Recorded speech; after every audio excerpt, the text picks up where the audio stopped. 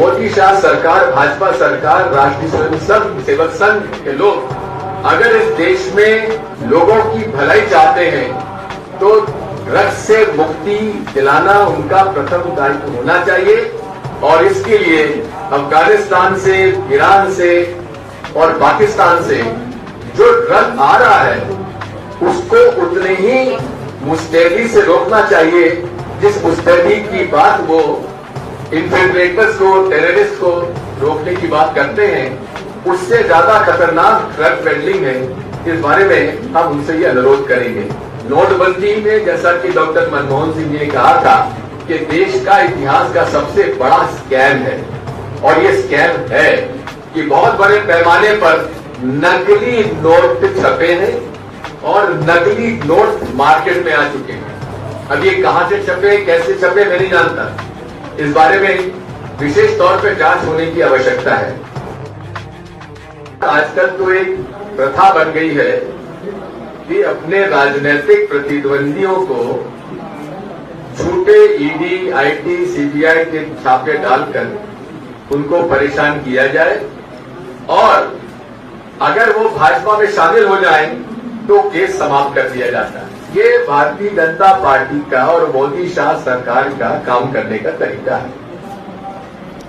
मैं आपकी इजाजत से एक वीडियो है, उसको मैं आपको सुनाना चाहता हूं।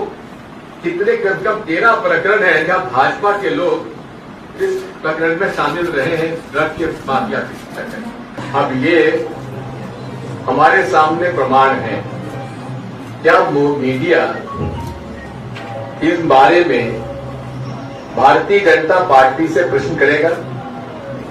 क्या राष्ट्रीय मीडिया जिस प्रकार से अन्य मुद्दों पर बहस कराता है, हिंदुस्तान, पाकिस्तान, हिंदू, मुसलमान, अफगानिस्तान, तालिबान, क्या सबसे खतरनाक आज कोई मसला है इस देश में जो नौजवानों को उनका भविष्य बिगाड़ा जा रहा है? क्या इस पर राष्ट्रीय चैनल बहस करवाएंगे?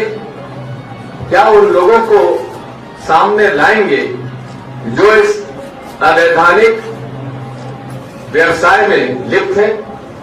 क्या भारतीय जनता पार्टी के नेताओं को, जो मैंने सूची आपको दी है, उनके बारे में केंद्र सरकार हमको बताएगी कि एनडीपीएस एक्ट के अंतर्गत उनके खिलाफ क्या कार्रवाई हुई?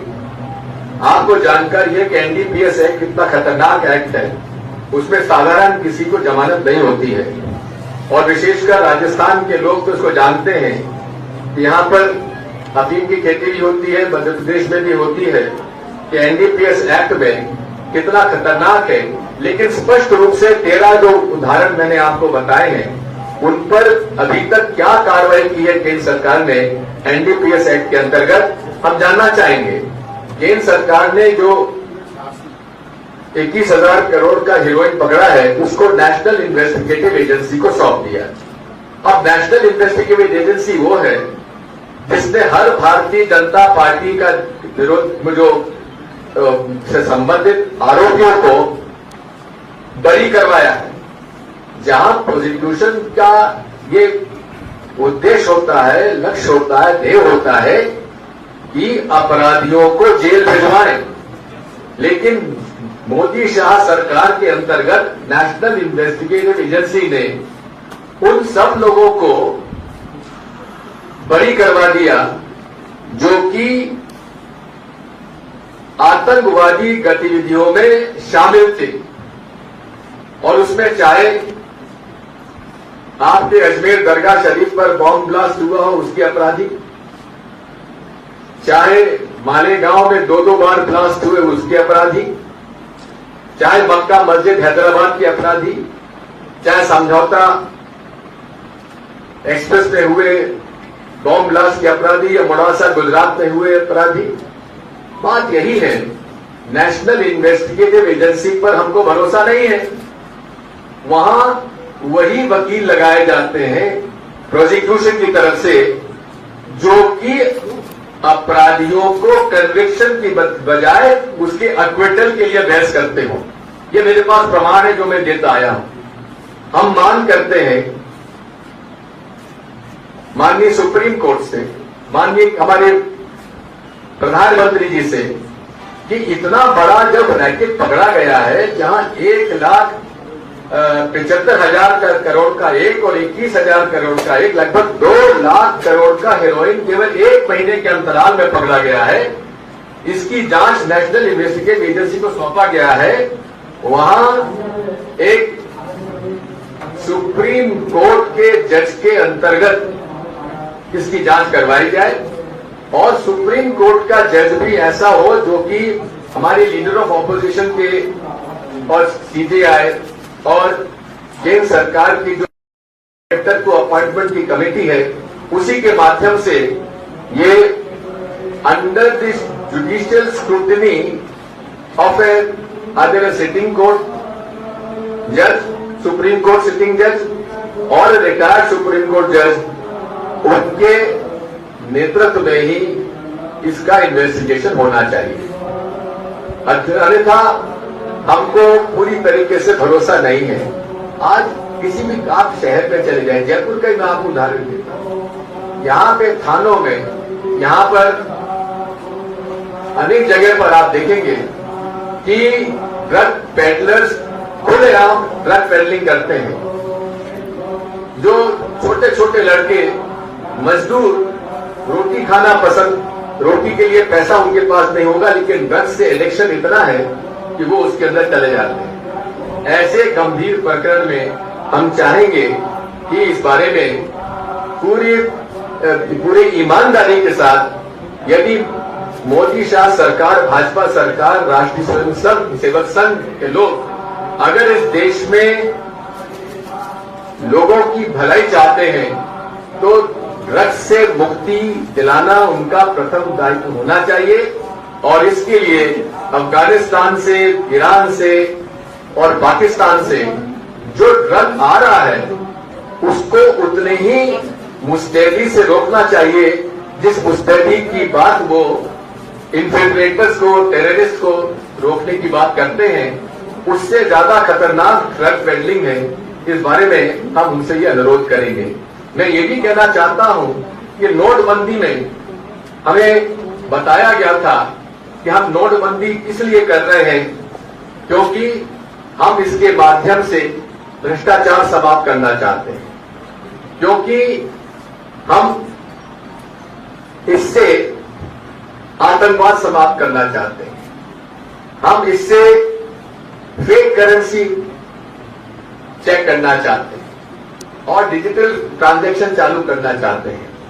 लेकिन हुआ क्या, जिस समय नोटबंदी हुई थी उस समय मार्केट में 17.8 लाख करोड़ करेंसी थी। अगर ईमानदारी से उनको डिजिटल करेंसी ही लाना था और ब्लैक मनी को रोकने के लिए, काले धन को रोकने के लिए उन्हें अगर नोटबंदी करना ही था तो फिर करेंसी घटनी चाहिए। लेकिन आज 5 साल बाद जो करेंसी 17.8 लाख करोड़ थी सितंबर 2016 में, आज रिजर्व बैंक ऑफ इंडिया के आधार पर ये बढ़कर 26.7 लाख करोड़ हो गई है। अब आप समझ बताइए, डिजिटल करेंसी बढ़ना के बात मोदी जी करते थे, वहां कैश लिक्विडिटी कैसे बढ़ गई, आज तक इसका कोई जवाब नहीं देते हैं। और मेरा यह आरोप है कि बहुत बड़े पैमाने पर नकली नोट छपे हैं और नकली नोट मार्केट में आ चुके हैं। अब ये कहां से छपे, कैसे छपे, मैं नहीं जानता। इस बारे में विशेष तौर पर जांच होने की आवश्यकता है। मैं यही कहना चाहता हूं कि भारतीय जनता पार्टी के नेता मोदी जी कहते थे, न खाऊंगा न खाने दूंगा, लेकिन आज हालत यह है, नोटबंदी में जैसा कि डॉक्टर मनमोहन सिंह जी ने कहा था कि देश का इतिहास का सबसे बड़ा स्कैम है, और ये स्कैम है। जिस दिन राज खुलेंगे, अनेक राज खुलेंगे, और यही है कि इसमें कितना भ्रष्टाचार हुआ है। डॉक्टर यतीन्द्र ओझा जो कि भारतीय जनता पार्टी के विधायक थे गुजरात के, उन्होंने लिखित पत्र भेजा था नरेंद्र मोदी जी को कि अमित शाह जी के जो कुछ लोग हैं जो कि गुजरात में 1 करोड़ पुराने नोट लेके 67.5 लाख नए करोड़ रुपए दे रहे हैं, ये उनका लिखित रूप से प्रधानमंत्री जी को पत्र था, लेकिन उस पर कोई कार्रवाई नहीं हुई। और पूरे तरीके से आप देखेंगे कि सबसे ज्यादा नए नोट अगर कहीं भेजे गए तो गुजरात के कोऑपरेटिव बैंक्स को भेजे गए, तो कोऑपरेटिव बैंक्स पर कब्जा अमित शाह जी के लोगों का रहा है। इसलिए हम चाहते हैं इसकी पूरी छानबीन होना चाहिए। जहां 2014 में नरेंद्र मोदी जी ने अनाउंस किया था कि काला धन हम वापस ले आएंगे, और काला धन वापस लाने के लिए सुप्रीम कोर्ट के रिटायर्ड जज की अध्यक्षता में स्पेशल इन्वेस्टिगेटिव टीम बनाई गई थी। 7 साल होने आए, आज तक स्पेशल इन्वेस्टिगेटिव टीम ने क्या रिपोर्ट दी है या क्या पाया है काले धन पर, क्या आपको अगर कोई जानकारी हो तो मैं जानना चाहूंगा। जहां तक मेरी जानकारी है, स्पेशल इन्वेस्टिगेटिव टीम ने आज तक वो रिपोर्ट नहीं दी है। ये पूरे तरीके से इसी तरह से आप देखेंगे राफेल सौदे के अंदर नियम और प्रक्रिया का पालन नहीं किया गया। जो स्टैंडर्ड ऑपरेटिंग प्रोसीजर है डिफेंस परचेजेस का, वो cabinet committee on defence purchase का उसकी मीटिंग तक नहीं हुई, फाइनेंस से क्लियरेंस नहीं लिया गया। और जिस कीमत में हम लोग 126 राफेल एयरक्राफ्ट खरीदने वाले थे, वो न खरीदकर केवल उसी कीमत में 36 हवाई जहाज खरीदे गए हैं। और उसमें भी हिंदुस्तान एरोनॉटिक्स लिमिटेड का, जिसको कि उनको जहां प्रोडक्शन होना था राफेल, उसका भी उन्होंने खत्म करके निजी कंपनी को सौंप दिया। ये पूरे तरीके से ऐसे अनेक उदाहरण हैं जिनको मैं दे सकता हूं, लेकिन आज पूरी तरीके से ड्रग के मामले में मैंने आपके सामने ध्यान आकर्षित किया है, क्योंकि मेरी ये प्रेस कॉन्फ्रेंस केवल ड्रग के इस प्रकरण तक है। आप जितने भी ड्रग के बारे में कोई प्रश्न पूछेंगे तो उनका उत्तर दूंगा। धन्यवाद। इस खबर को अभी लाइक करें, शेयर करें, अभी चैनल को सब्सक्राइब करें और घंटी जरूर